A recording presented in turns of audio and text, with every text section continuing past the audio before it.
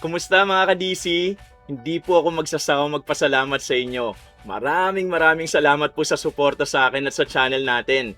Muli, narito po ang inyong lingkod na si Kuya Louie para handugan kayo ng magagandang kwentong kulam at barang na may kasamang aral sa buhay. Tapusin nyo pala ang video natin para marinig nyo mga shoutout at trivia na rin tungkol sa akin bilang professional voice actor at narrator nyo. Huwag niyo po kalimutang mag-like, comment, share at subscribe sa channel natin Malaking tulong kasi yan para mapalago pa ito. Sa nagdaang upload, si Daisuke Niwa nga ng DN Angel ang sinample ko. Dahil marami-rami rin tayong supporters at followers sa Japan, ang gwapong Hank naman na tong isasample ko. Ano lang to? Typical na gwapo voice. Samantalahin natin ang pagkakataon. Dahil baka ito na ang huli. Sigurado ako nakilala nyo siya. Sa mga kababayan natin dyan sa Japan at kung mahilig ka rin sa Tagalay series ng early 2000, kilala mo rin siya. Comment nyo nga kung sino siya. Bago natin simulan ang kwento, may mga kwentong kulam at barang ba kayo? Pwede nyong i-share sa amin sa comment section. At kung ayos sa inyo, ibabahagi natin ang kwento nyo rito mismo sa channel natin. Sa nag-comment na paano magpadala ng story, magre-reach out po ang team namin sa inyo para dito. Salamat po! Ngayon, simulan na natin ang kwento. Paano kapag nakagawa tayo ng gulo ulit dito, Fran? Kinakabahan ako. Huwag ka mag-alala. Simula na to ng bagong buhay natin. Tsaka tiwala lang. Malay mo, mababait ang magiging kaklase natin ngayon. Oh my gosh! Sino nagpapasok ng mga pulubi sa classroom natin? Hoy, kayong dalawa dyan sa likod. Naligaw ba kayo rito, ha? Kami bang kausap mo? Malamang, sino pa ba ang mga mukhang pulubi dito? Nagtatanong ka pa talaga? Guys, palabasin nyo nga to. Julie, please settle down. Class, magsibali ka na kayo sa mga upuan ninyo. Kakabad trip. Alam kong biglaan to dahil nasa second week na tayo, class. Pero may dalawang nadagdag sa klase natin ngayong araw. Ngayong nandito na sila, makakasama nyo na sila sa buong school year. Bagong lipat lang sa paaralan ng magkapatid na sina Mariel at Francis. Tibo ang babae at bading naman ang lalaki. Napuno ng bulong-bulungan sa classroom. Nayaman ang dalawa, pinilit pa rin nilang bahagian ng ngiti ang mga naroon. Nang magawi naman ang tingin nila kay Julie, napairap lang ito pagkatapos silang tignan mula ulo hanggang paa.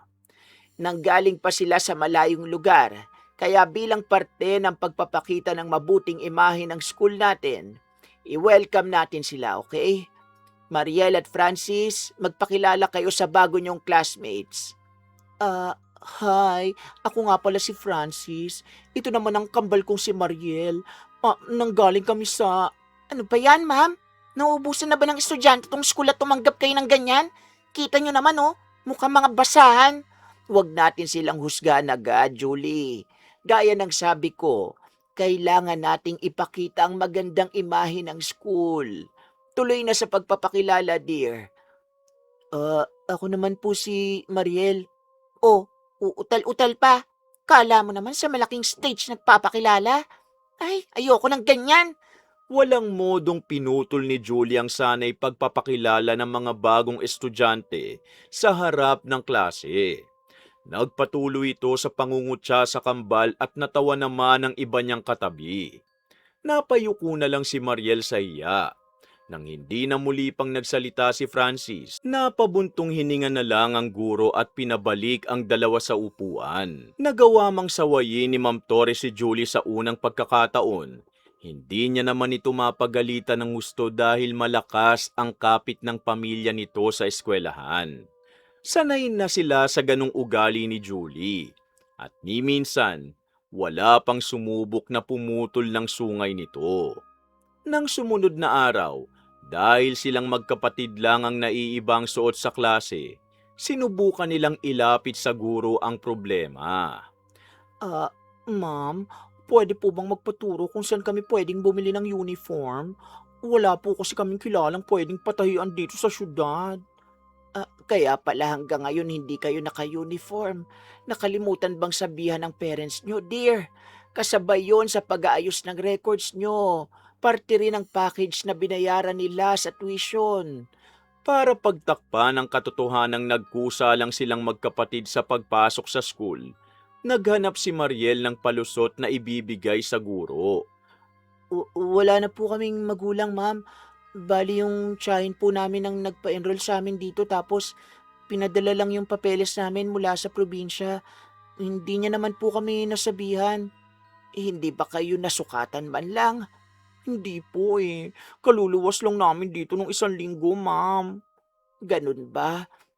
Pwede kayong lumapit dun sa office ngayon, dear.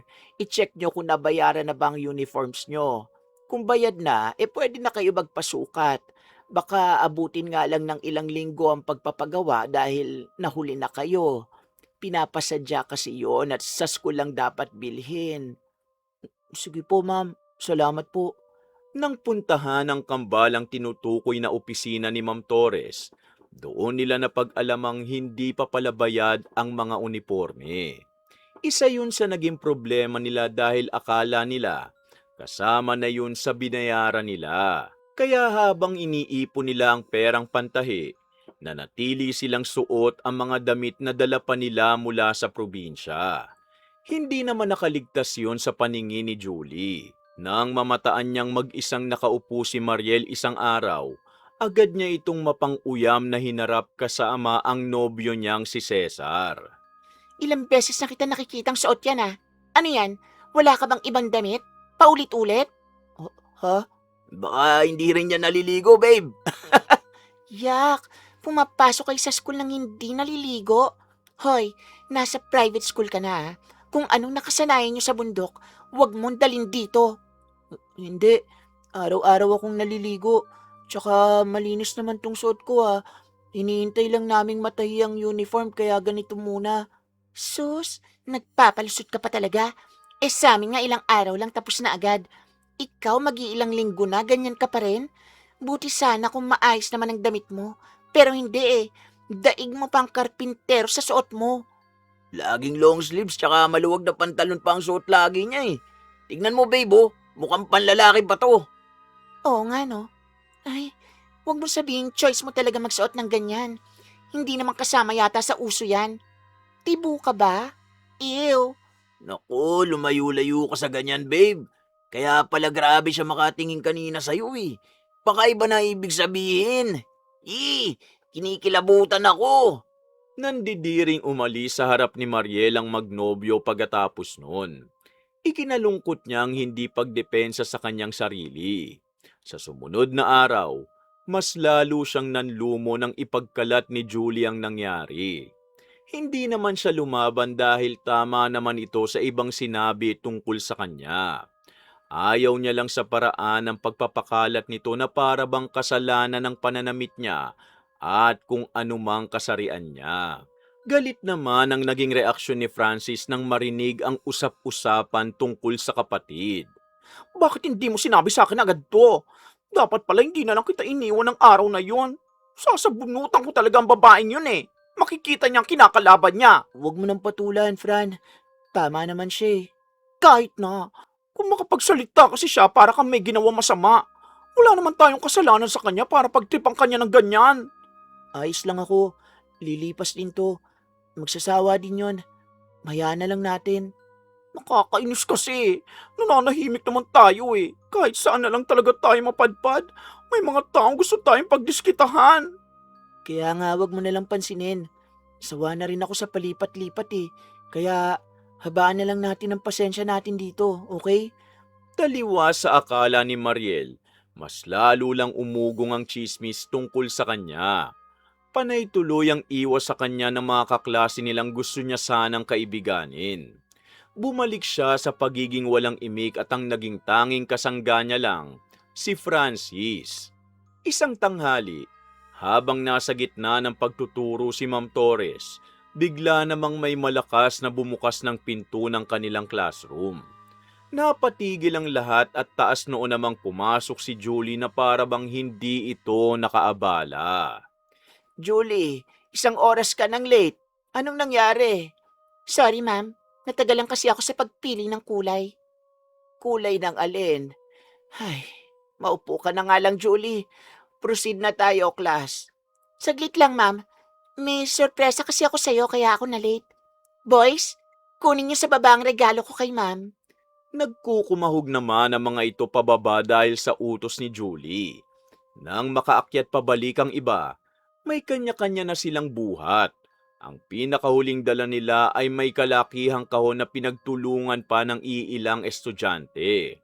Nang buksan yon, doon na rin niya pinaayos ang malaking TV, projector at iba pang bagong kagamitan na para daw sa classroom nila. Nang mapansin naman itong si Francis lang ang natitirang nakaupo, habang ang ibang lalaking kaklase nila nagkakandahirap sa pag-ayos ng TV, tumaas ang kilay ni Julie. Ano pang inuupo mo dyan? Kanina ka pa nanonood?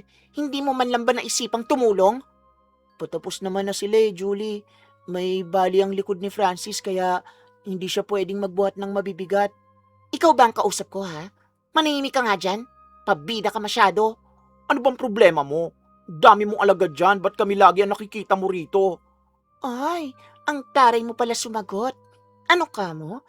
Lagi na lang kayong nakikita ko? Malamang, kayo lang naman ang mukhang basahan na hindi ka bilang sa amin. Kabutihang loob ko na lang na huwag kayong paalisin sa school na to, kaya dapat lang na maging masunurin kayo. Aba, tsaka ka, halika nga rito. O ano, susuguri mo ako? Papatol ka sa babaeng bakla ka? Fran, tama na yan, kumalma ka. Ako na lang ang tutulong. Pagpasensya mo na si Francis, Julie. Wag na, nakaka-imbyerna na kayong dalawa. Yung isa tomboy, tapos yung isa malditang bakla. Ewan ko na lang. Pilit na pinakalma ni Mariel ang kapatid kahit na nagpupuyos na ito sa galit. Alam niya kasing sa ganitong sitwasyon, wala silang laban kay Julie. Lagi nitong ginagawa ang ganitong bagay ngunit walang pumipigil. Base na rin sa pagbubulag-bulagan ng mga guro, alam niyang talo sila kapag nagkataon. Tandaan mong pinag-usapan natin, Fran. Hindi tayo papatol sa kanila. Kahit isa lang, sis. Gusto ko talaga hablutin ang buhok niya. Magunos dili ka nga. Nandito tayo para magsimula ng panibago. Natiis mo na siya noong nakaraan eh. Matitiis mo rin siya ngayon. Maliwanag ba? Okay, carry ko to. Pasalamat lang talaga siya at pinigilan mo ko. Nang sa wakas naman makuha na nila ang uniforme, sa halip na matigil na ang mga pangungutya sa kanila, mas lalo lang lumala. Ngayong nabansagan na silang dalawa na makasala ng kambal, samot-saring tukso na ang kanilang naririnig. Marami ang nakikisabay sa pamumuno na rin ni Julie. Ngunit meron ding iilang tahimik lang na nakikisimpatya. Isa na roon ang classmate nilang si Ashley. Hindi na nito napigilang tulungan si Mariel ng isang beses na buhusan nito ng tubig ni na Julie habang kumakain. Ayos ka lang ba? Naku, buti na lang konting tubig lang ang binuhos sa'yo. Oh, itong panyo, oh. Salamat. Hindi mo ba kasama yung kapatid mo? Ay, sumasobra na talaga minsan si Julie. Wala na siya sa lugar. Ayos lang ako. Pwede bang huwag mo na tong ipaalam kay Francis? Ayokong mag-alala siya eh. Hindi naman kami close nun kaya sure. Hindi naman ako makikialam. Pero paano ka? Makikita niya na basa ka pagbalik sa classroom. Kaya magtataka din yun. Ako nang bahala. Mauna ka na sa klase natin. Isasauli ko na lang tong panyo mo ha. Salamat talaga. Gumaan ang mga sumunod na pagpasok ni Mariel sa klase simula nang makilala niya si Ashley. Palihim pa rin siya nitong tinutulungan sa tuwing napagtitripan siya ni na Julie. At minsan, sinasamahan siya nito kapag wala ang kapatid niya. Si Francis naman, tumutok sa pag-aaral. Doon niya itinuon ang atensyon sa kabila ng nakakarinding ingay sa paligid. Nagbunga naman ang pagsisikap niyang yon kalaunan. Nang lumabas ang resulta ng kanilang naunang exam, siya ang may pinakamataas na marka.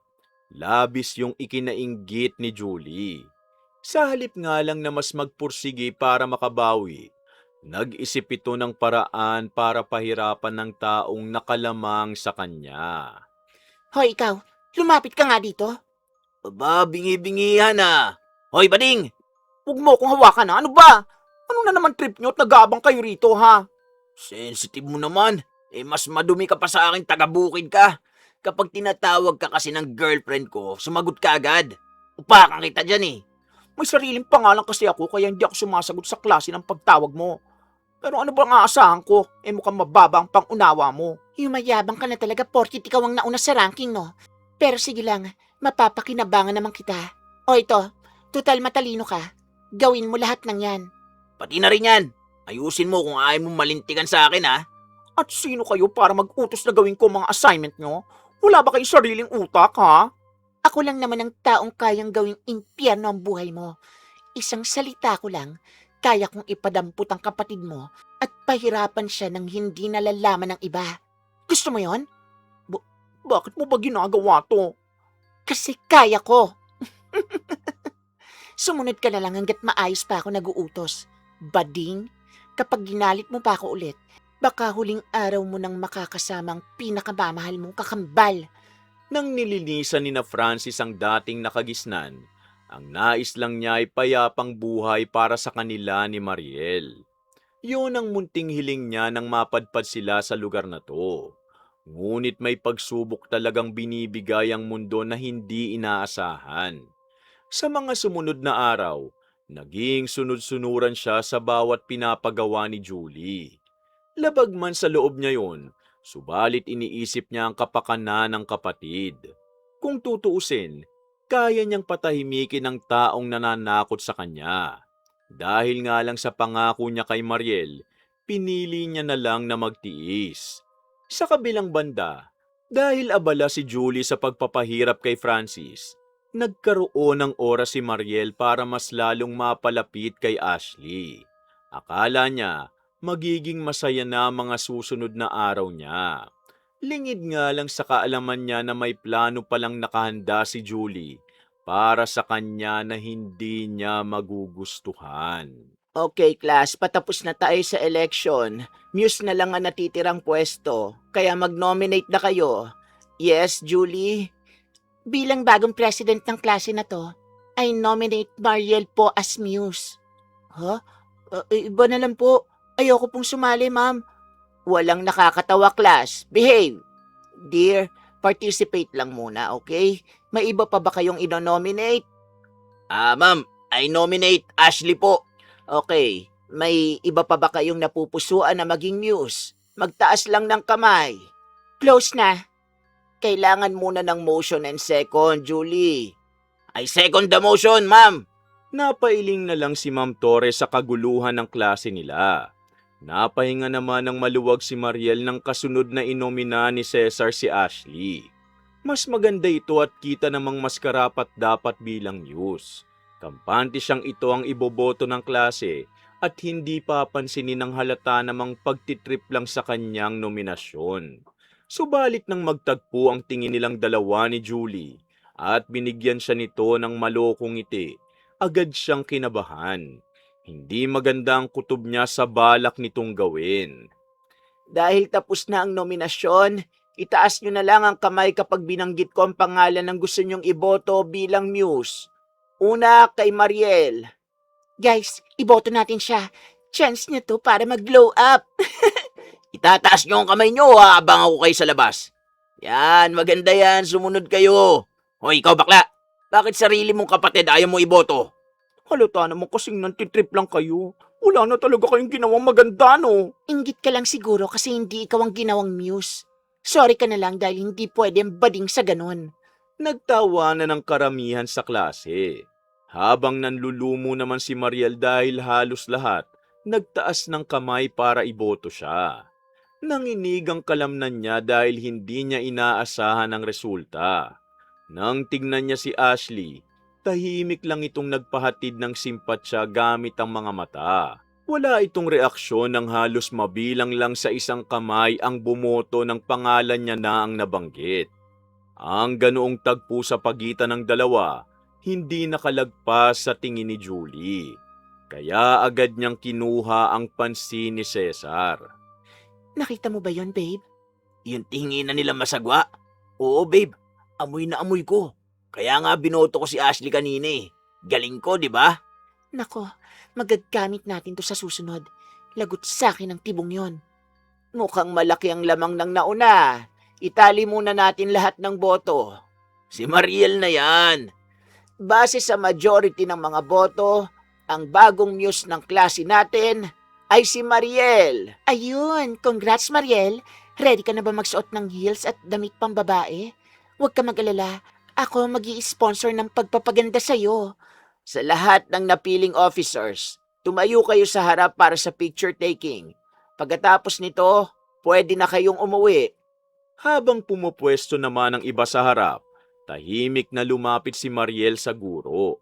Gusto niyang ayawan ang pagiging muse dahil labag talaga sa loob niya ang sumali sa ganitong bagay. Ma'am, pwede po bang iba na lang yung gawin ng muse? Hindi ko po kasi kaya at wala po akong alam sa ganun. Hoy, ano yan?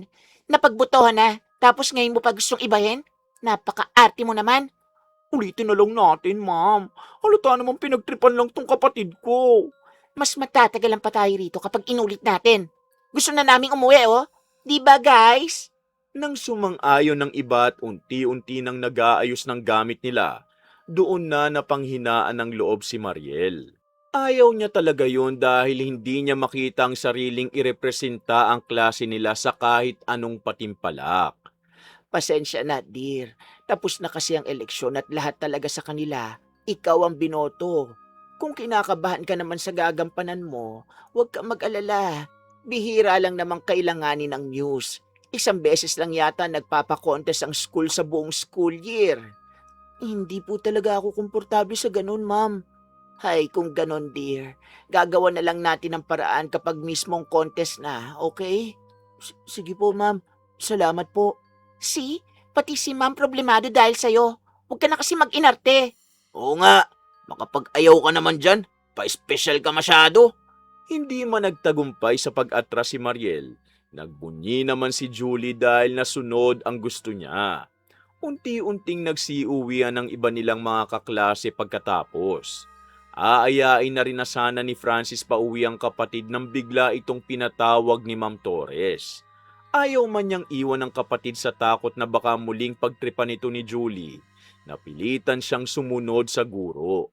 Nang maiwan naman si Mariel, doon niya nilabas ang luhang kanina pa niya pinipigilan. Naawa ang kanina pang nagmamasid na si Ashley at dali-dali niyang inabutan nito ng panyo. Nakakaya. Nandiyan ka pa pala. Pasensya na. Nakita mo pa akong ganito, ha? Ano ka ba? Hindi mo kailangang itago sa akin ang lungkot mo. Ilabas mo lang yan. Iiyak mo lang kasi kahit ako nainis sa nangyari kanina. Dahil ba ako ang piniling news kaya ka naiinis? Ayoko talaga yun, Ashley, promise. Ilang beses akong tumanggi, pero wala rin akong magawa. Hindi dahil dun. Kahit ako ayoko rin maging news. Naiinis ako dahil sinadya ka talaga nilang ipahiya sa buong klase. Umiinit ang ulo ko kasi laging pinapalampas lang ang ganong ugali niya. Pero ano bang naitulong ko sa'yo? Wala rin. Ngangalang din ako sa gilid kaya mas naiinis ako. Sapat na sa akin na nandito ka para damayan ako. At salamat na rin sa panyo mo, ha. Ako, pangalawang beses na pala to. Hindi ko pa nababalik sa'yo yung pinahiram mo nung nakaraan, eh. Sa'yo na yan. Pati yung sa dati, okay na. Isipin mo na lang na regalo ko yan bilang kaibigan mo. Kaibigan? Sigurado kang gusto mo akong maging kaibigan? Bakit parang gulat na gulat ka? Malamang sa tagal natin nagsasabay sa lunch, di pa ba tayo friends noon? Nakakatampo ka, ha? Sorry, nagulat lang ako. Ayos lang, sanay naman akong shy type ka. Gumaan ang loob ni Mariel dahil kay Ashley. Nang tingnan niya ito sa mata, may dumaang emosyon doon. Subalit bago pa man niya lagyan ito ng ibig sabihin, may nag-ingay mula sa labas ng silid kaya naputol yun. Pansin niya ang biglang paglayo sa kanya ni Ashley at Pansin niya ang biglang paglayo sa kanya ni Ashley at inayos kunwari ang sariling bag. Tatanungin niya na sana ito kung anong problema nang biglang bumungad si Francis. Sorry sis, natagalan ako sa faculty. Oh, anyari sa mata mo? Wala, tumulong kasi ako sa pagtanggal ng alikabok kaya napuwing ako. Uuwi na ba tayo? Dali-daling inaya ni Mariel ang kapatid na umaasang hindi nito narinig ang pag-uusap nila ni Ashley. Habang sinusundan niya si Francis, binalikan niya ito ng tingin at sa simpleng sulyap na yon, pinakita niya ang pag-unawa na kailangan nilang ilihim ang pagkakaibigan. Nakita ko yon, sis. Wala akong alam sa pinagsasasabi mo. Sus, kambal kita kaya alam ko kapag iba na ang tibok ng dibdib mo. May something ba sa inyo ng Ashley na yon? Walang ganoon, Fran. Simpleng nag-usap lang kami. Hindi ka naman niya siguro inaaway. Hala, dahil ba dun sa butuhan? Magsabi ka lang kapag ganon, sis ha? Mabait yung si Ashley. Talagang naawa lang siya sa nangyari kanina sa akin kaya nagmalasakit yung tao. Ganun ba? Mabuti naman pero mag-iingat ka pa rin ha. Hindi natin sigurado ang mga tao sa paligid. Baka mamaya katulad lang ng bruwang si Julie. Simpleng babalaman kung madidinig, may laman ng mga salitang yon ni Francis. Hanggang ngayon kasi, nagtitiis pa rin siya sa mga pinapagawa ni Julie at Cesar. Minsan, kulang na ang tulog niya para lang maunang tapusin ang mga assignment nito. Hindi na nga nagpapasalamat, puro pa reklamo ang magnobyo. Kadalasan naman itong hindi pinapansin ni Francis. Subalit minsan, napupuno na rin siya. Habang nag-aaral sa library isang araw, bigla na lang hinampas sa kanya ni Cesar ang kabibigay niya lang na assignment kaya nabigla siya. Ano bang problema mo? Ba't ka nangahampas bigla? Hindi mo kasi inaayos eh. Kita mo yan? Paliwanag mo kung bakit hindi mataas ang nakuha kong score dyan. May na talagang utak mo, no? Sinadya ko yan para hindi masyadong halata na hindi ikaw may gawa. Dapat nga magpasalamat ka pa kasi mula pa siyang awa, makakapasa ka na sa wakas. Aba, tumatapang ka na sa pagsagot-sagot ah.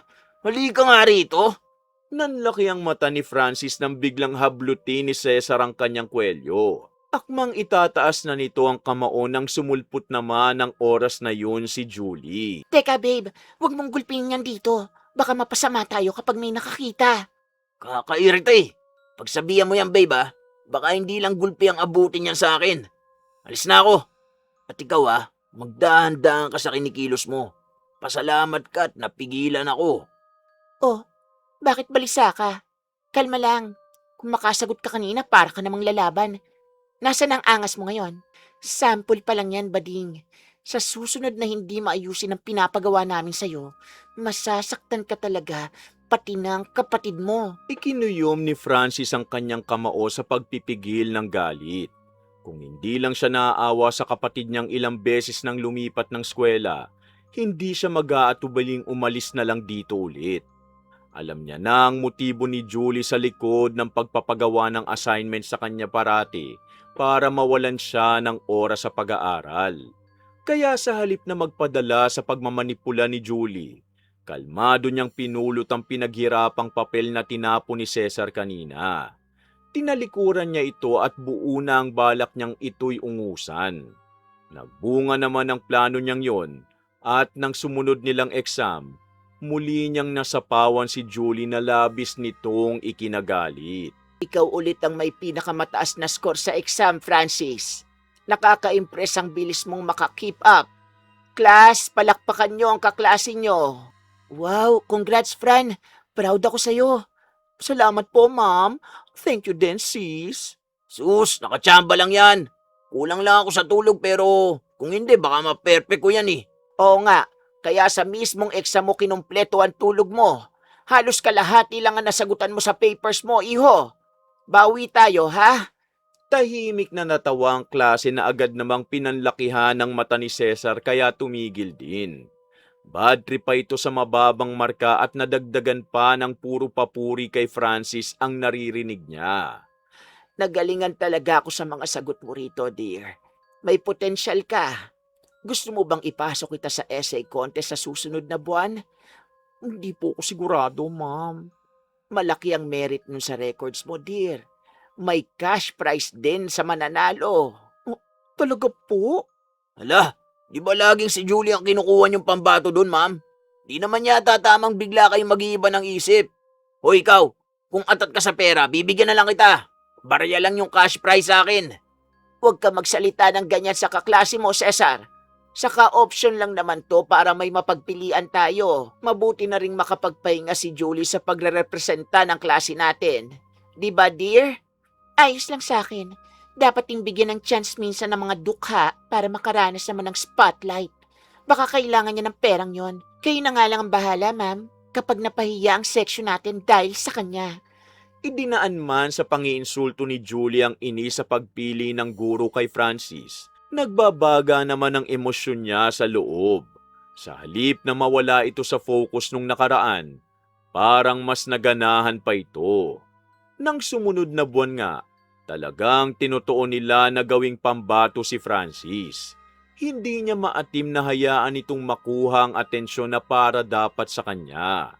Kaya habang naghahanda ito para sa patimpalak, bumuo siya ng plano para ilugmok pa ito ng tuluyan. Oh, Julie, bakit wala ka sa program? Patapos na sila. Ay, sorry ma'am. Pabalik na rin po ako. May pinakuha kasi akong delivery sa gate. Pinadala po ni mami para sa mga teachers. Nako, sana hindi na kayo nag-abala. Pero salamat sa mami mo, dear. Pakisabi na lang sa kanya, ha? Pupunta muna ako sa pinaggaganapan ng contest. Hindi ko pa na-check dun si Francis eh. Sayang naman po, ma'am, kapag hindi kayo nakijoin sa co-teachers nyo. Hatid ko na po kayo sa hall. Ongoing pa naman po ang contest eh. Ako na lang po ang bahalang mag-check sa pambato natin. O sige, basta sa'yo ko na iaasa, dear, ha? Matagumpay na hinatid ni Julie ang advisor nila sa lugar na kung saan nandun din ang ibang mga guro. Sa araw mismo ng essay contest, talagang pinlano ng mabuti ng magnobyo ang gagawing pagsasabotahe kay Francis.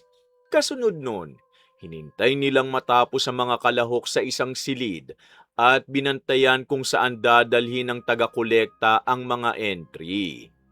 Abangan mo mabuti dyan, babe, ha? Huwag mong hayaang makalagpas sa paningin mo. Sigurado ka bang dito dadaan yun?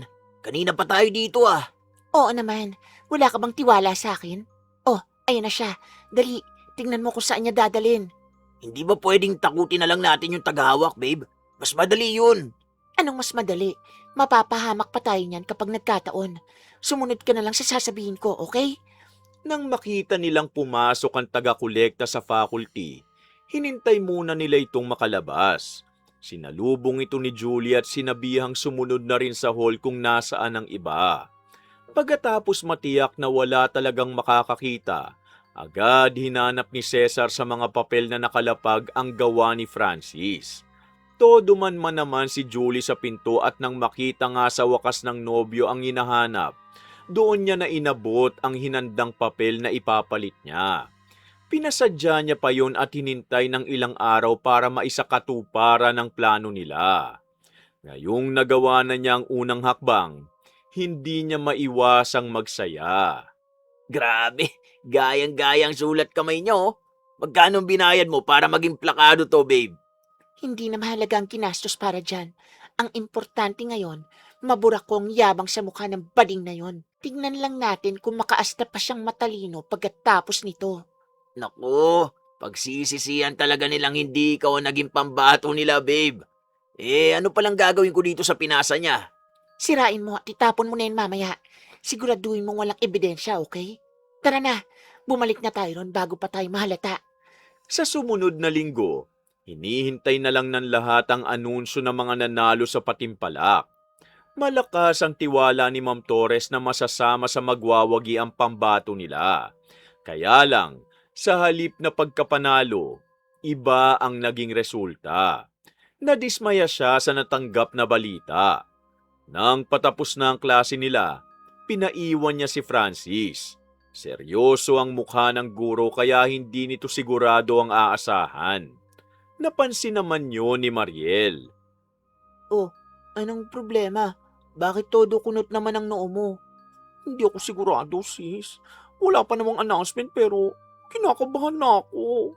Ay, tiwala lang, okay? Alam kong ilang araw mong pinagandaan ng pagsali mo eh. Baka isusurpresa ka lang ni ma'am kaya pinatawag ka ng personal. Sana nga, ganun lang. Gusto mo ba hintayin kita para sabay na tayong umuwi? Huwag na. Kaya ko ng sarili ko. Kaya ko to. Mauna ka na, okay? Mahirap nang maabutan ka ng gabi sa daan. O sige, mag-ingat ka rin sa pag-uwi mo mamaya ha. Pawisan ang mga palad ni Francis habang naglalakad papuntang faculty. Hinanap niya si Ma'am Torres, ngunit sinabihan lang siya ng mga naroon na kailangan niyang dumiretso sa principal's office. Todo tuloy ang kabog ng dibdib niya, lalo pa ng pagkapasok niya. Bumungad sa kanya hindi lang si Ma'am Torres kung hindi ang iilanding guro. Pinaupo siya roon at nilapag ang isang papel sa harap na sa una ipinagtaka niya. Ah, ano pong ibig sabihin nito? Ganyan din ang tanong ko, Francis.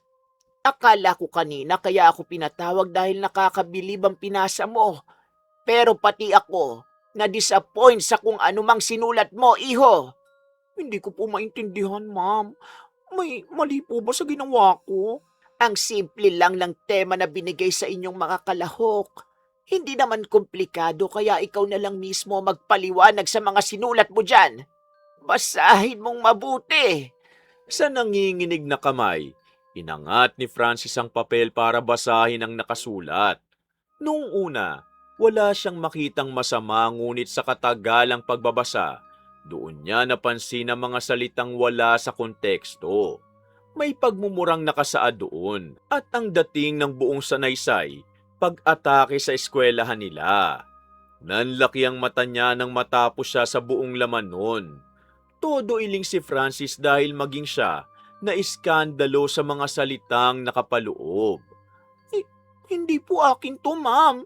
Sa ulado ko po ang lahat ng sinulat ko doon at wala po ako nilagay na kagaya nito.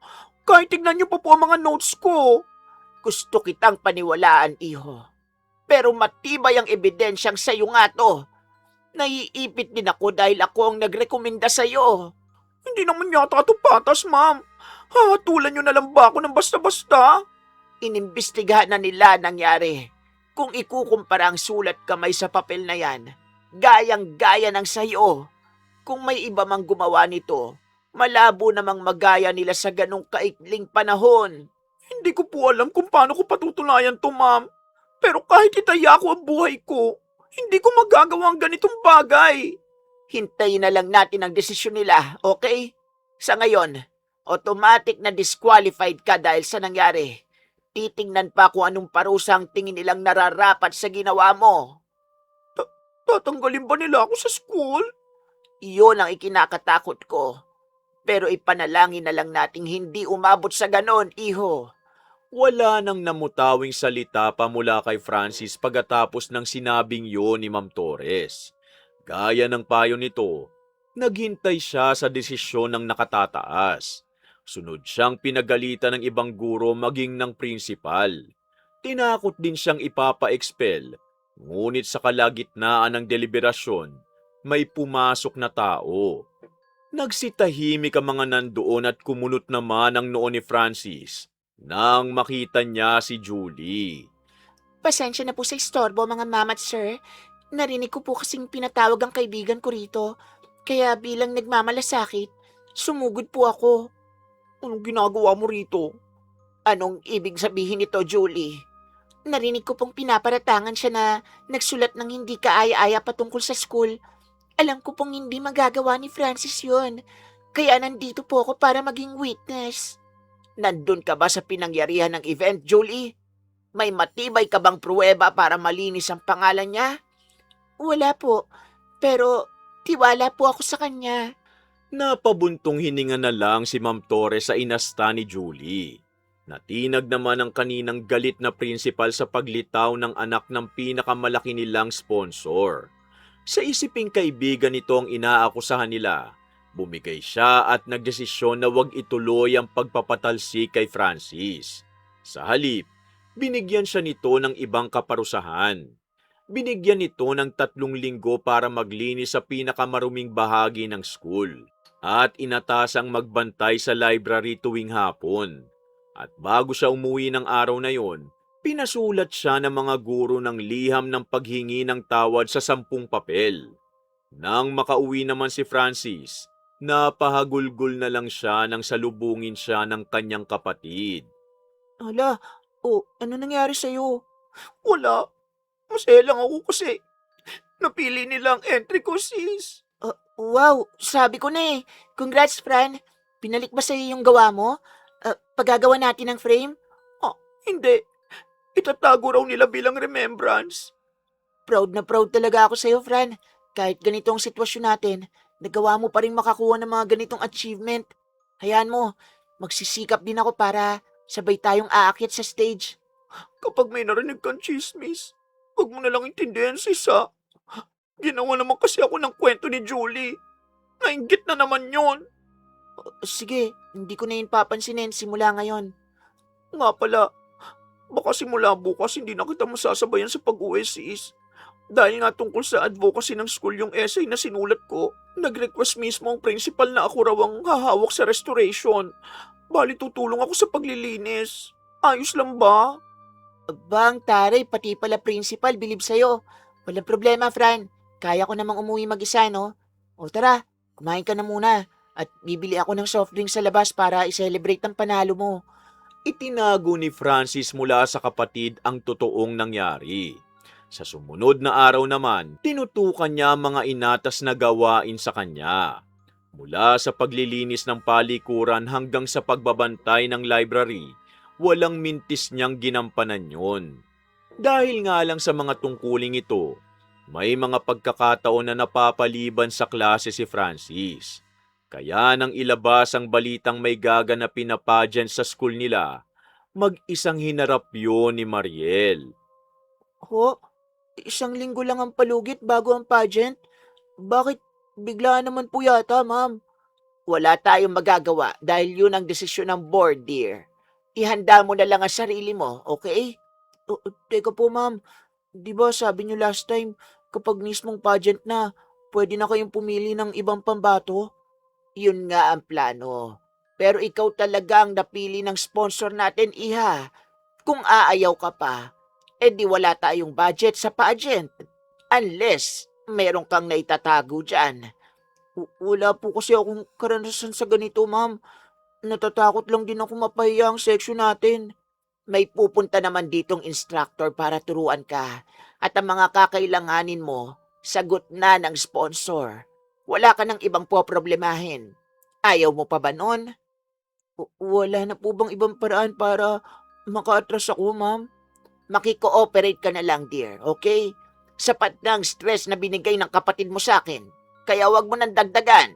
Halata ang pagiging aburido ni Ma'am Torres magmula nang mangyari ang tungkol kay Francis sa contest. Nagtaka naman si Mariel sa pangyayari dahil biglang nagbago ang takbo ng mga araw niya.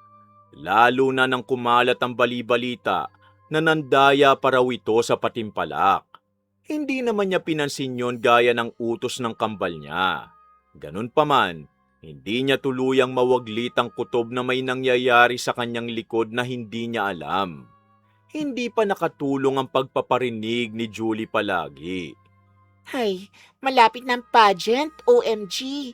Hindi na ako makapagintay na mamili ng heels. Ano sa tingin mo, babe? Mas bagay ba sa kanyang manipis na takong o makapal? Hindi ko siya ma-imagine na nakatakong, babe. Sigurado ako magmumukhang tanga yan sa stage. Ano ka ba? Ganon nga ang goal ko. Boring kasi simula nung naging janitor yung isa. Mabuti nang may bago tayong pagtatawanan. Di ba? Sulit talaga silang pagtripan, babe, no? Package eh.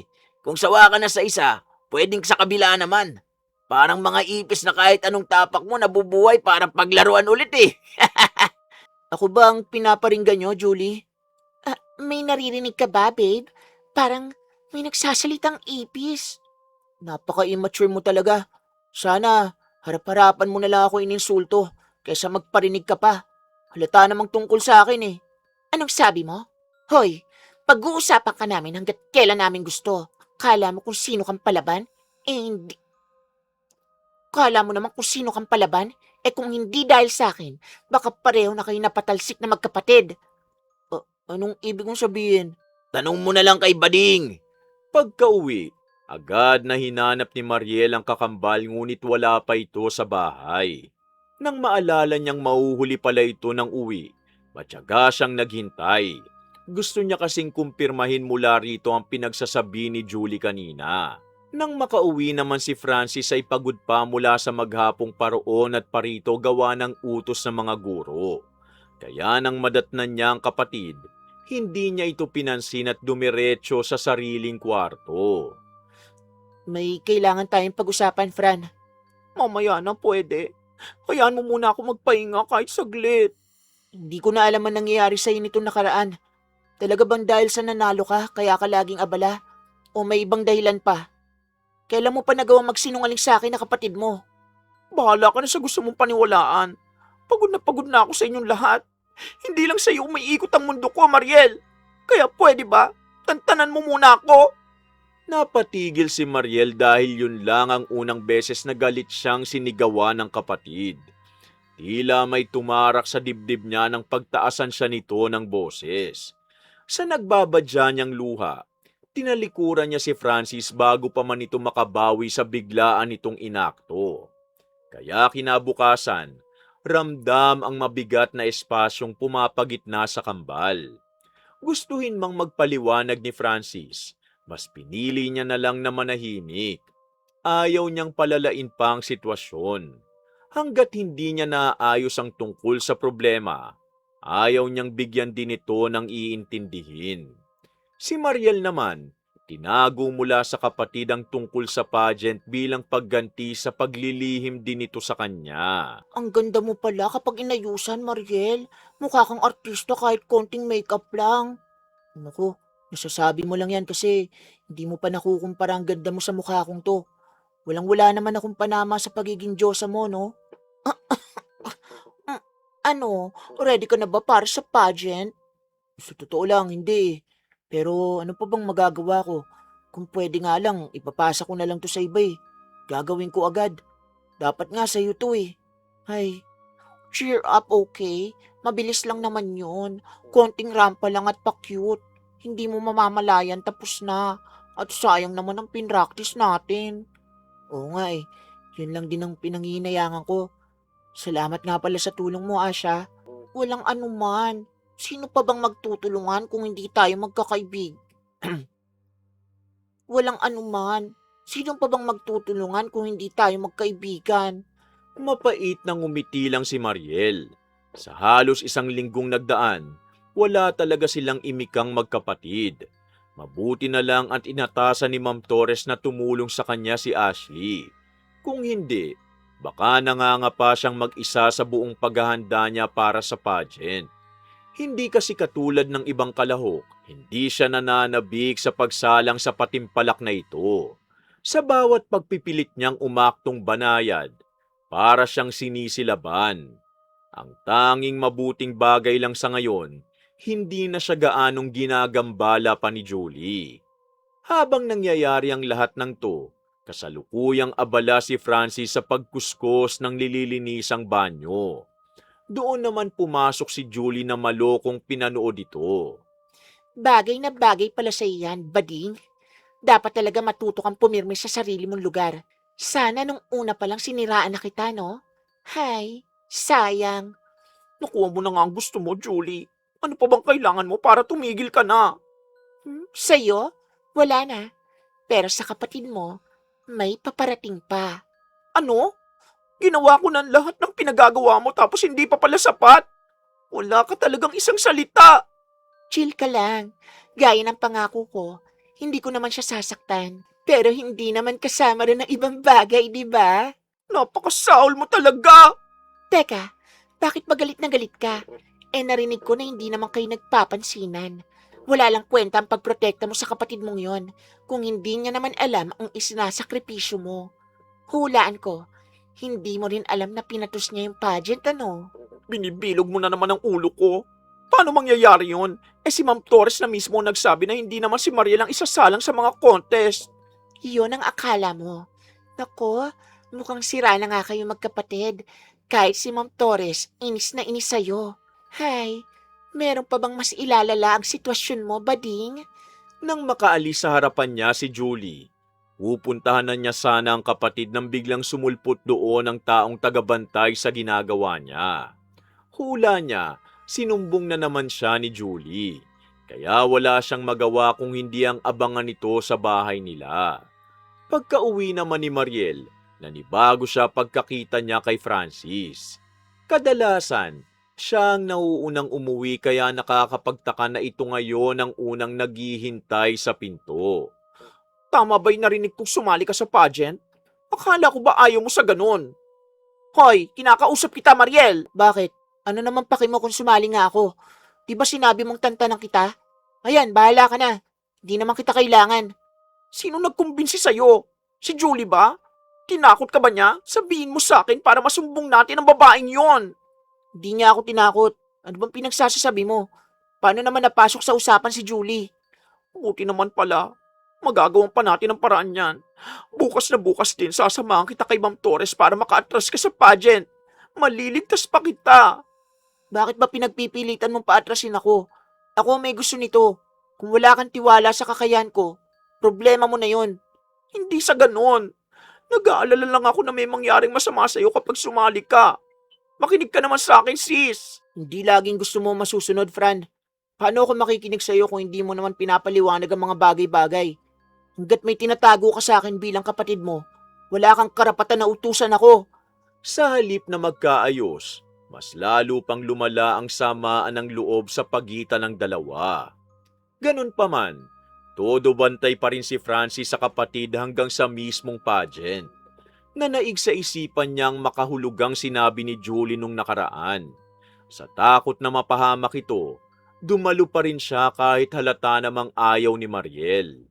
Habang papunta naman si Ashley na maingat na bitbit ang gown na susuotin ni Mariel, nagulat siya nang bigla niyang makasalubong ang grupo ni Julie. Umiwas siya dahil ayaw niyang mabiktima ngunit pilit siya nitong hinarangan. Nang umiti ito ng malaki sa harap niya, sa halip na mapanatag, mas lalo siyang kinabahan. Anong kailangan mo? Wala naman masyado. Maliit na pabor lang para sa kaligtasan mo. Ano yon, Julie? Yang gown na bitbit mo, ibigay mo sa akin. Ha? Hindi pwede. Para to sa pageant. Kailangan na to ngayon. Sure ka bang pagpipilitan mong protektahan yan, Ashley? Marunong ka naman siguro magbilang.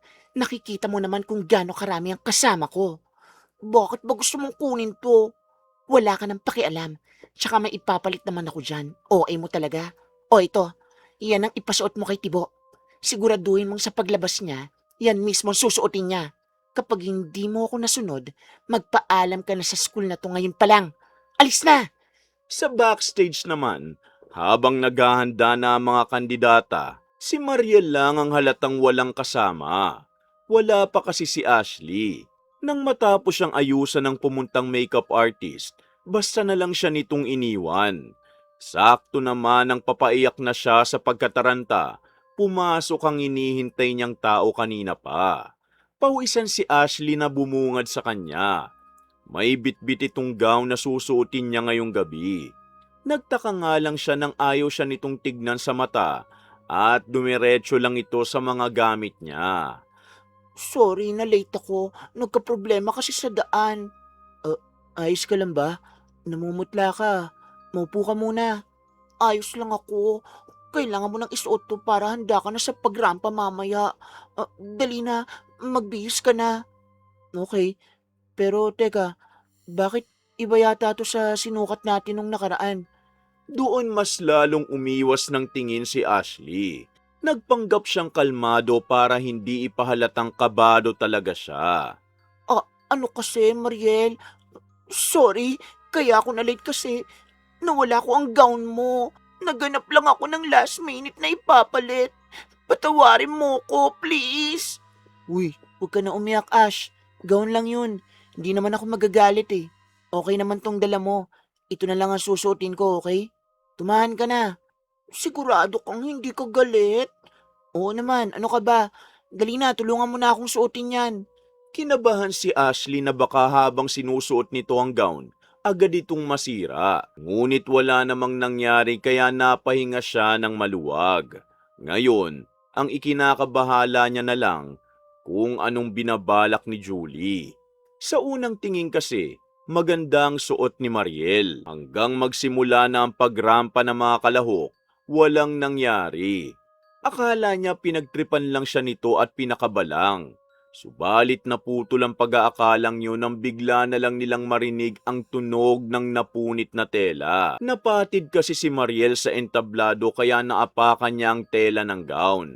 Ang sunod na nangyari, ikinagulantang nilang lahat. Parang papel na nagsilaglagan ng nakakabit na suot nito sa katawan at naiwan siyang tinatakpa ng sarili sa madla. Wow! Umpisa pa lang may grand show na.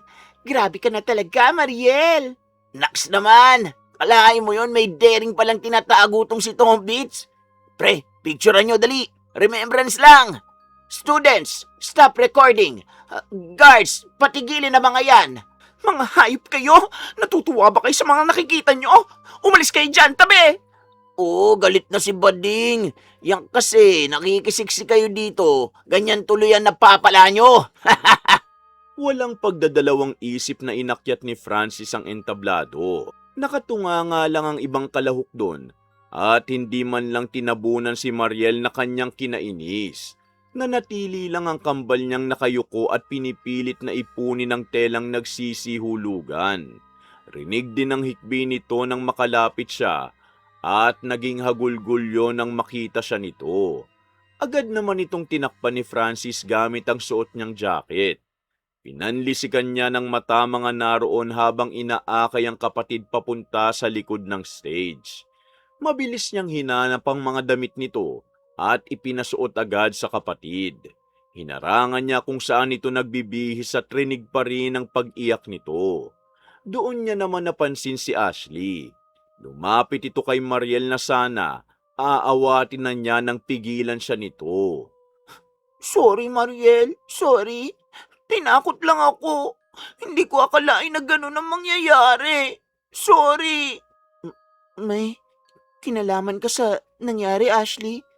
Inutusan lang ako ni Julie. Maniwala ka. Hindi ko intensyon na gawin yun sa'yo. Paano mo nagawa sa akin to? Akala ko kaibigan kita. Please, makinig ka naman. Kasalanan ni Julie ang lahat. Hindi na mahalaga yun. Huwag ka na magpaliwanag. Nangyari na ang gusto niya mangyari. Kahit isisi mo sa kanya ang lahat, hindi pa rin siya mananagot. Siguro ito na talaga ang tadhana ko. Kahit saan ako mapadpad, kamalasan ang dala ko eh.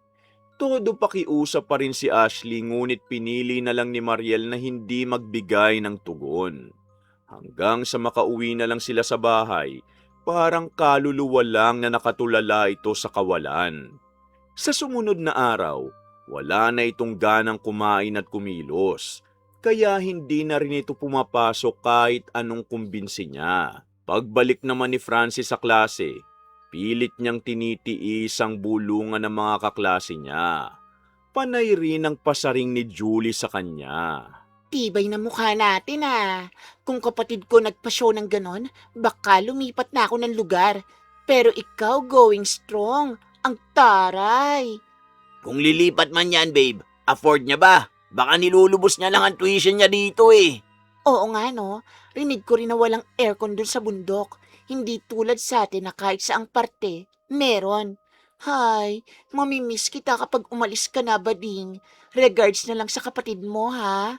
Huwag ka mag-alala, babe. Kapag na-miss mo sila, may video naman ako ng kahihiyan nila. One to sawa nating mapapanood to. Halos mabasag ang ngipin ni Francis sa labis na pagtitiimbagang. Wala man siyang pinapakitang reaksyon sa lahat ng ito. Sa loob-loob niya, tinitimbang niya na lang ang balak niyang gawin. Lalo lang ding tumibay yun nang maabutan niya si Mariel na nakayukyok sa harap ng salamin. Multo ang mata at hawak nito ang pirasong matalim na hula niya galing sa parteng nabasag. Pilit niya namang kinuha yun sa palad nito. Pinigil niya ang sariling luha ng parang wala itong pakiramdam kahit na may sugat na ito sa kamay. Pagod na ako, Fran. Paulit-ulit tayong lumilipat ng lugar pero parang lahat na lang ayaw tayong sumaya. May mali ba sa atin? Karma na ba to dahil pinilit natin mangarap palayo sa nakatakda sa atin? Dapat ba hindi na lang tayo umalis? Hindi natin sigurado. Akala ko rin sasaya na tayo kapag Nakalaya tayo ron. Pasensya na kung nagmatigas ako na nakaraan na. Kasalanan ko to eh. Kung nakinig lang sana ako sa'yo, hindi ako mapapaya ng ganito. Siguro, sinubukan ko lang magtaas ng pride, pero wala ring naidulot na maganda. Nasaktan pa kita. Hayaan na natin yun. May kasalanan din naman ako kasi naglihim ako. Huwag na huwag mong sisihin ang sarili mo sa nangyari, okay? Kung meron mang may kasalanan dito, yun ay ang mga taong pinili tayong pagmalupitan. Mali ba kung gusto ko silang pagdusahin, Fran? Alam kong pinangako natin titigil na tayo sa pagbabalik na nakaraan. Pero hindi ko kasi mabura ang sama ng loob sa puso't isip ko. Para akong kinakain ng buhay eh. Hinihintay ko lang din na ikaw mismo magdesisyon, sis. Susunod lang ako sa kung ano mang balak mo para gantihan silang lahat. Sa harap ng matagal ng tinagong libro ng kambal, pareho nilang sinariwa ang mga alaala sa kinalakihang lugar. Nanggaling sila sa isang liblib na baryo, kung saan sagana sa ginto ngunit wala kang yaman na mababaka sa mga tao. May sarili silang mundo na malayo sa kabihasnan. Mula bata pa lang, alam na nilang ayaw nilang manatili sa ganon. At nang magkaisip, agad silang umalis. Nagtagumpay naman ang magkapatid. At maging pamilya nila, hindi sila pinigilan. Tinalikuran nila ang lahat ng yon. Baon lang ang iilang gintong minina at ang lumang libro na minana pa sa kanilang lola. Sis, handa ka na ba? Sabihin mo lang at hindi na natin itutuloy ito.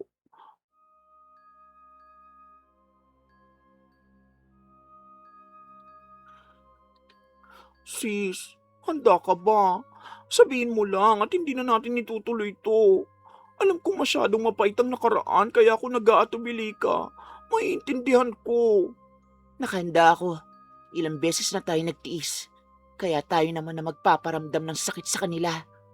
Walang makakaligtas kapag ginawa natin to. Lahat ng nagmalupit sa atin pareho, makakaranas ng delubyo. Sigurado ka na ba sa desisyon mo? Buo na ang loob ko, Fran. Panahon na para pagbayaran nila lahat ng atraso nila. Umabot na sila sa sukdulan. Tumangulang si Francis sa pinal na pagsang-ayon ni Mariel. Mula nang huling nahawakan nila ang lumang libro, wala sa hinagap niya na magagamit niya itong muli. Ayaw niya sanang mauwi sa ganitong gawain. Subalit sa mga pinagdaanan nila nitong nakaraan, para itong nagsilbing panghuling paraan. Nagsimula na si Francis sa ritual, at ayon sa nakasaad doon, sunod na inilabas ni Mariel ang mga insekto. Tila nahahatak ang mga ito sa bawat bigkas ng orasyon. Ang sunod na nangyari, ang pantay-pantay na paggapang palabas sa mga ito sa pinto. Nang makaalis ang mga yun, doon na sila naghintay ng mangyayari.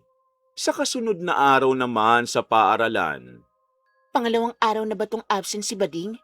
Hay, ang boring naman. Bakit? Mismo na ba ang BFF mo, babe? BFF ka dyan. Bilang mo na lang ako ng pagkain doon, dali. Nang may pakinabang ka naman. Ito na, masusunod na po, kamahalan. Ang bayad pala. O heto, ibalik mo ang sukli ko ah. Baka mamaya ibulsa mo na naman yan. Nakalimutan ko nga lang last time. Nakakatampo naman yung paulit-ulit mo, babe. O na, sige na. Umalis ka na. Kakairita ka. Hoy, ikaw. Alam mo ba kung kailan babalikan jowa mong tibo? Hindi ko alam ang sinasabi mo. Ayoko ng gulo, Julie. Pakiusap. Ay, OA ka talaga kahit kailan. Umalis ka nga sa harap ko. habang bagot si Julie dahil wala ang paborito niyang mga biktima, ang iba muna niyang kaklase ang kanyang napagdiskitahan. Magmula ng insidente sa pageant, ilang araw lang na pinagpiestahan ang nangyari kay Mariel. Nang humupa na yon, bumalik naman sa dati ang lahat. Maliban na lang sa dalawa nilang kaklase na hindi na pumasok. Pagbalik naman ni Cesar sa silid, inabot niya na ang pagkain sa nobya. Agad naman itong nilantakan ni Julie. Ngunit sa kalagitnaan ng pagmuya, napatigil siya. Kinuha niyang sumabit sa kanyang ngipin. Nang titigan niya ito, bumaliktad ang kanyang sikmura. paayo ng ipis at nang buksan niya ang hawak, doon bumulaga ang 3 pang ipis na pilit na gumagalaw sa pagkain niya. Walang iya ka, Cesar! Ano tong binigay mo sa akin? Ha? Bakit? Yan naman lagi ang order mo ah. Ano bang problema? Panis ba? Makakaya ko pa kung panis. Pero tingnan mo! Yak! Bakit may ipis yan? Kalahati na lang to, babe. Nalunok mo na ba yung iba? Wala ka talagang kwenta. Balak mo ba akong patayin, ha? Dalin mo ako sa ospital ngayon din. Mananagot sa akin ang nagbenta niyan, pati na ikaw. Di ko naman sinasadya eh. Ikaw tong atat lumamon. Hindi ka tumitingin sa kinakain mo. Ba't Bago pa man mag-away ang dalawa, may isang estudyante na tumakbo papasok sa kanilang classroom. Malakas ang sigaw nito at parang may binubugaw sa hangin. Huli man para makaalis sila nang bigla silang dinumog sa loob ng nagliliparang mga insekto. Bukod sa ipis, may mga langaw at lamok din na panay kagat sa lahat ng nandun. anong nangyayari? Di ko alam pero kailangan natin makaalis dito. Tumawag ka ng tulong. Guys, tulong, please. Hindi ako makahinga. Hala, nahimatay. Hawakan mo, dali. Hoy, gumising ka dyan. Naku naman, nasan ba ang mga teachers na yun? Ngayon pa wala kung kailan kailangan. Sandali lang, tatawag na ako ng tulong sa labas. Sa sobrang pagkataranta kung saan pupunta, may naapakang umbok si Julie. Nang tumingin siya sa baba, halos himatayin din siya sa nakitang malaking sawa. Mas lalo tuloy na umingay ang paligid. Kahit sa labas, walang nakaligtas dahil parang pinupuntirya sila ng mga peste. Natigil lang ang mga ito nang tumunog ang alarm at nagsilabasan ng tubig mula sa kisame. Pagka-uwi naman ni Julie, agad siyang pinatignan sa doktor. Nang malapatan ng paunang lunas, akala niya magiging ayos na ang lahat. Ngunit mali pala ang kanyang hinala. Babe, ayos ka na ba? Pinaakyat na ako rito ng mami mo para bisitahin ka eh. Umuwi ka na. Ha? Nagtatampo ka pa rin ba? Ilang araw daw lilinisan ng school kaya walang pasok. Gusto mo bang gumala, babe? Ituloy natin ang shopping spree na plano natin. Ang sabi ko, umalis ka na. Hindi kita marinig mula dyan sa ilalim ng kumot. Harapin mo nga ako. Umuwi ka na lang. Hindi ako uuwi hanggat hindi tayo nag-uusap. Ba't ba kasi nagtatago ka dyan? Ha? Ano nangyari dyan sa mukha mo? Bumungad kay Cesar ang nangyari sa mukha ni Julie. Kaya pala hindi niya ito maintindihan kanina dahil sa makapal nitong labing tila lobong hinanginan. Maging ang mga mata nito namamaga at namumula. Ngunit ang pinaka nakakagimbal sa lahat, ang pisngi nito at ilong. Nagkalat kasi roon ng mga butlig na may lumalabas na kung anong likido. Napalayo naman siya sa nobya nang makitang dumaloy ang nana pababa sa pisngi nito at dumaan sa labi ni Julie. Pinigilan niyang masuka kahit nandidiri siya sa natutunghayan. Masaya ka ba sa nakikita mo? Pwede ka nang umuwi ngayong hinarap na kita. Ano nangyari? Bakit ka nagkaganyan? Hindi ko alam. Dahil ba to sa mga kagat ng insekto kahapon? Nakagat din naman kami tulad mo ah, pero gumaling din agad. Di congrats sa inyo. Gusto mo ng medal? Nag-aalala lang naman ako. Napatingin mo na ba yan, babe? Sa tanong na yon ng nobyo, nanumbalik ang galit ni Julie kanina sa doktor na sumuri sa kanya. Pinahiran lang siya nito ng kung ano, ngunit hindi naman siya nakaramdam ni katiting na ginhawa. Wala rin itong diagnosis at ayon dito, simpleng impeksyon lang ang nangyari sa kanya. Taliwas naman yun sa nangyayaring pagdami ng butlig sa balat niya habang lumilipas ang oras. Kahit ang mami niya, nangingimi na rin siyang pakiharapan. Ano? Hindi ka pa aalis? Gusto mong gumala tayo na ganitong mukha ko, ha? Pwede naman. Magstay ka lang sa sasakyan habang nagsha-shopping ako. Gagamitin ko ang card mo para kunwari kasama pa rin kitang mamili, babe. Bakit ngayon ko lang napansin to? Nasana yata akong palagi kang nasa tabi ko kaya hindi ko namalayan ang pakay mo all this time. Sa sobrang ate mong yan, Cesar. Kaya mong sikmurain tong pagmumukha ko. Basta't maggastusan lang kita. Pambihira. Hindi sa ganun. Pinangako mo kasi sa akin yun kaya inaasahan ko lang eh. Makaasla ka naman parang ikaw lang ang naglalabas ng pera sa atin dalawa. Ako lang naman talaga. Pati ang mamahaling suot mo ngayon galing din yan sa akin. Kaya bago pa ako mapuno sa'yo, umalis ka na. Talagang aalis na ako at di na ako babalik sa'yo. Marami pa mas maganda at mayaman sa'yo, Julie. Dapat lang ang nangyari sa'yo para bumaba naman ang tingin mo sa sarili mo. Tignan lang natin kung may magtitiis pa sa'yo ngayong mukha ka ng sinumpa. Ngayong ramdam ni Julie na iniwan siya ng lahat, doon niya napagtanto ang tunay niyang halaga. Kinakatakutan man siya ng nakararami, wala namang maitutulong yun kung wala siya ni isang taong handang manatili sa tabi niya. Habang tinitiis niya ang pisikal na sakit sa mga balat, doon din siya inatake ng bagsik ng kalungkutan. Binalot siya nito at bilang lugmok na, hinayaan niya itong manaig. Si Cesar naman, bumalik na sa dating gawi ngayong wala na si Julie para pigilan siya. Ang una niyang pinuntahan, ang mall para makahanap ng target. Sakto namang nakita niya si Ashley. May hawak itong bag na galing sa mamahaling store, kaya nagningning ang mata niya. Uy, ikaw pala. Kumusta? Tinakot mo ko nung hinimatay ka. Ayos lang. Salamat pala sa pagsagip mo sa akin last time. Naku, maliit na bagay. Kung gusto mo makabayad kahit ilibre mo lang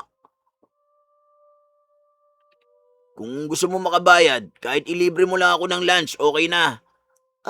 Hindi ba magagalit si Julie? Kung gusto mo, dalawa na lang kayong ililibre ko. Total, dalawa rin naman kayong tumulong sa akin eh. Ang totoo niyan, wala na kami. Narealize ko kasing toxic siya eh, kaya pinakawalan ko na ang sarili ko. Ayokong lalong maimpluwensya ng kung anong kasamaan eh. Ganun ba? Nakakalungkot naman. Nga pala, naamoy mo ba yun? Kanina pa yun eh. Hindi ako sigurado kung ano. Wala naman ah. Bakit? Hinanap pa sa paligid ni Cesar ang tinutukoy nito. Dahil mas matangkad si Ashley rito, saktong pagyuko niya para tignan kung nakaapak siya ng dumi, siyang bungad din ng mga tumpok na bukol sa tuktok ng ulo ni Cesar. Napaatras si Ashley dahil sa itsura nun. Lalong-lalo na ang amoy na parang sinuntok siya sa ilong. Cesar, ngayon ko lang naalala, kailangan ko palang maagang umuwi sa bahay. May ano kasi, birthday ng lola ko kaya kailangan ko nang umalis. Sayang naman. Ngayon lang tayo makakapag-bonding sana eh. May next time pa naman, tsaka babalik na rin tayo sa school. Mauna na ako ha. O sige, ingat ka Ashley. Ikaw rin, pacheck mo yung bukol sa ulo mo ha. Naguluhan naman si Cesar sa panghuling sinabi ni Ashley. Napakamutuloy siya sa ulo niya. Nang madaanan ng daliri niyang tuktok, nagulat siya nang may makapasyang bukol. Nang damhin niya itong muli, nakaramdam siya ng hapdi sa anit at nang tignan niya ang kamay, nababalot ito ng madulas na likido. Maihahambing niya yon sa nakitang nana sa mukha ni Julie kanina. Kaya nandiri siya at hindi napigilang mairita at pagpagi ng daliri. Nagtinginan naman at nagtawanan ng mga tao sa mall sa inakto ni Cesar. May kumuha rin ng video. Mula ng araw na yon, kumalat sa social media ang mukha ng lalaking humihiyaw at hindi mapakaling kinakamot ang sarili. Nang bumalik naman ang araw ng klase, kitang-kita na konti lang ang mga estudyante. Ito na ba ang lahat? Sadly, mukhang nagre-recover pa ang iba. Teka, anong amoy yun? Nako, mananagot talaga ang mga tauhan na dapat maglinis dito. Balita ko po ma'am, lilipat na ng school ang ibang estudyante. Pinapatapos lang ng ibang school year. Hindi totoo yan, dear. Konting pagsubok lang ang nangyari last time pero makakabawi rin tayong lahat. Huwag kayong magpapaniwala sa sabi-sabi, okay? Balita ko rin po lilipat na si Julie. Kaya daw natagalan ng paglilinis ng school kasi nabawasan ng sponsor. Ay, mag-proceed na lang tayo sa lesson class. Pero hindi na ako mag-entertain ng mga tanong na hindi tungkol sa klase. Mag-focus na tayo ngayon. Dali na! Wala mang naiwang pisikal na bakas ang naganap na pambihira sa paaralan nila. Nakadikit naman sa bawat sulok ang amoy ng mga insektong nagdaan. Dahil naturingang dekalidad ito dati, simula nang mangyari yun, nag-atubili na ang mga magulang na pabalikin pa roon ang mga estudyante nila. Kahit anong gastos naman nila sa pagpapalinis, nakaukit na sa utak ng mga tao ang imahe ng nakaraan. Kaya sa pagtagal, paunti na ng paunti ang pumapasok. Nakaapekto ito sa mga gurong gaya ni Ma'am Torres lalo na sa principal na nawala ng kabuhayan. Napilitan tuloy silang magsara sa labis na pagkalugi. Hanggang sa tuluyan na nilang sinukuan ng paaralan na biniguri ng ilan ng dumaang mag-aaral. Sa araw ng mismong pagbagsak nito, nanood ang kambal. Hindi nila pinalagpas ang pagkakataong tunghayan ang bunga ng kanilang pagiganti. Sana tayo nito susunod, Fran. Sa ibang bansa naman, malay mo, mag-ibang takbo ng buhay natin dun. Sobrang layo naman. Huwag na lang kaya tayo mag-aral. Sus, ayaw mo lang malayo kay Ashley eh. Matagal nang tapos ang parting yun ng buhay ko. Kung nasan man siya ngayon, hangad ko lang na masaya siya. Over naman sa emote. Pero in fairness parang nagsisi naman siya. Ewan ko lang dun sa mastermind. Kung tutusin, wala naman talaga kasi siyang kasalanan dun. Nadamay lang din siya. Hindi man tipikal na nagtapos ang yugtong yun gaya ng karamihan. Sapat naman yun para sa kaginhawahan ng lahat. Ang huli nilang balita tungkol kay Julie, lumuwas na ito ng ibang bansa para doon ipaayos ang mukha. Gumaling man kasi ang pinsalang dulot ng kagat ng insekto rito. Naiwan naman ang mga bakas na nakalibing na sa kanyang balat. Kung anumang kinahinatnan ng bully na kaklase sa nakaraan nila, itinuring na lang nilang alaala kasama ng iba pa. Sa langit man o sa lupa, mas pinili nilang mamuhay ng payapa. Dahil sa kabila ng pinagdaanan nilang masama, mula sa unos na tila hindi humuhupa at mga pagsubok na sa kanila'y nagpasagupa, ang mahalaga pa rin ang naiwang aral nito para hindi na sila ulit madadapa. Wakas! Ay, isa na namang magandang kwento ang natapos natin mga ka-DC. Anong aral lang napulot nyo rito? Palambing naman po na paki-like, comment, share at subscribe para masuportahan nyo ang channel natin. At bilang ganti, para mas exciting, i-comment nyo kung sino yung karakter ko na paborito nyo sa mga binosesan ko.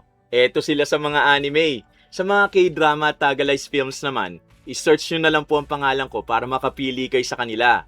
Linawin ko lang mga ka-DC, yung sample na pinaririnig ko sa inyo sa bawat karakter, yun mismo ang boses na ginamit ko nung pinalabas sila sa Tagalized version sa TV. Huwag nyo rin pong kalimutang i-comment ko anong masasabi nyo sa kwento natin ngayon Pag napili ko ang comment mo, isa-shoutout kita sa next story natin. Sa ngayon, wala muna tayong trivia, kaya diretso shoutout na tayo. Shoutout kina Sugimura Perla Castro na first commenter natin from Japan, Lydia Lopez, Irma Umali, Phoebe Ranyada, Gia Gigi, Pinky Laguitan, Meldy, Angeli Filomeno, Yushan Kingston Lam, salamat po at na-appreciate nyo ang talento ko. Adela Lee, Elaine Cargente, Cordy JKS, Lisa Takada ng Japan, Caroline Pring, Richelle Ann, Chrisjel Mamado, Gay Somodio, Purificacion Fernandez Dulay ng Riyadh, Saudi Arabia, Lisa Calapan, Christina Peru, salamat po ma'am sa palaging pagsagot sa mga character sample ko. Kay Judith Bautista, Josephine Beroya, Chris Eco Vlogs, Mirasol Masuher, Bella Abellano, Brenda Barbecho, Mercy Grace Shooting, Rose Manog, Cherry Mukbang ASMR, Mestisang Bangus ng Japan, Cute Survivor ng Japan, Lai 28, Babaeng Bicolana, Teresa Llorca, Alexander Petalio, Kimpoy Feliciano, Lusa Claro, Dai Ben, Fiona Rotero, Sam Hutafo, Pamela Allen, Joyce Balite, Angelina Ignacio, Chanchan Amigo, NCT Soundworks. Salamat po sa comment nyo, ma'am. Merchi Baricas, Beth Mercado, Riley, Yvette Ramos, Noraline Bustillo, Noemi Garcia Pabuna ng Hong Kong, Ezekiel De La Peña, Marilor Guevara at Sanaling Family, Florenda Bawan, Janine Bandojo, Helen Flores, Roblox Story Y2K, 81917, Nika Gutierrez, Belen Malbas, Lilia Constante, Mary Grace Senada ng Milan, Italy, at sa bago nating subscriber na si Teofilo Semera. Shoutout kina Mama Lauren Boyles ng California, USA, kay Kuya Liam at Baby Lay ng Quezon City, kina Bombom, Baby Jam at Jillian ng Sampaloc, Manila, kay Tanod Potpot Mylas, Mamo Luvina at Papa Bong ng Manila, kay Keisha Chua ng Torrance, California, at kay Josh and Lauren Rubio ng Buena Park, California. Pasensya na po sa mga hindi ko pa na siya shoutout. Abangan niyo po sa mga susunod na upload natin. Kumusta po sa lahat ng mga kababayan natin na nasa ibang bansa? Mag-iingat po kayo palagi dyan, ha? O paano? Samahan niyo ulit ang inyong lingkod na si Kuya Louie sa susunod na kwento natin, ha? Maraming salamat po at pagpalain tayong lahat ng poong may kapal. Bye!